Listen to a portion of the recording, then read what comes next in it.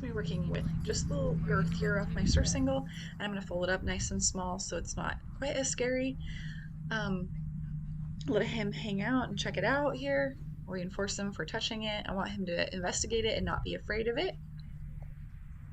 So again, I didn't use my start button. I'm just going ahead and touching him with it. So I need to be consistent. If I'm going to use one, I need to use one.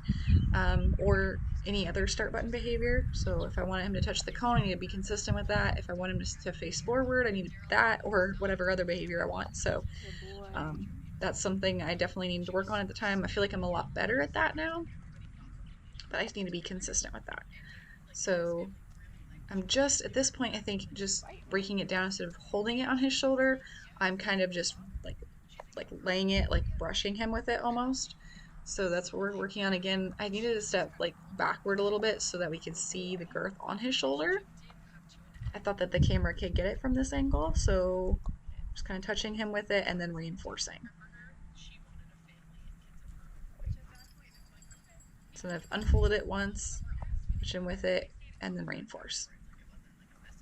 So same kind of thing as last session, just I've unfolded the girth a little bit. So it was folded over in like fourths, now it's just in half. And he's wanting to touch the target because that's what he's used to.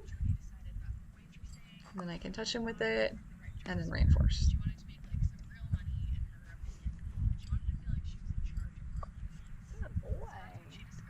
And I might still be holding it on his shoulder too. I can't really tell from here.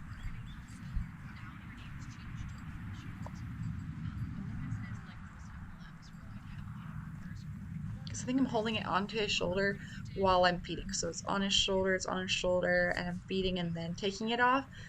So he seems okay with this, but ideally I would break it down to where it's just touching him, like all the way folded up for a second, build up from there, and then unfold it, and then start again with just a second, build up from there. Just kind of my usual process. And I think I was thinking, since he'd kind of seen it before, that I could jump some steps, or skip some steps. And you can, depending on what the horse is feeling like that specific day.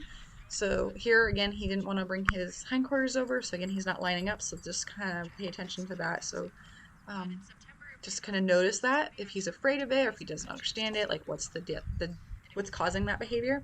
I also wanted to do some body targeting so I can get just that hip and get that over.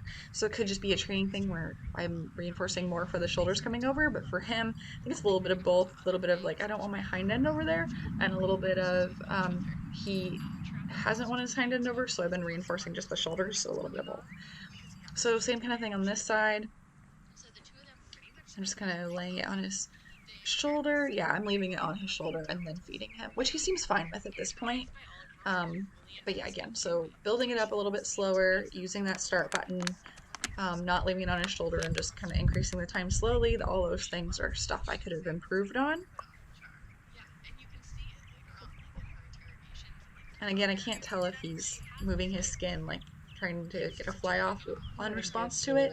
It kind of doesn't look like it from here, but I can't really tell, unfortunately, from this angle. Awesome job, buddy.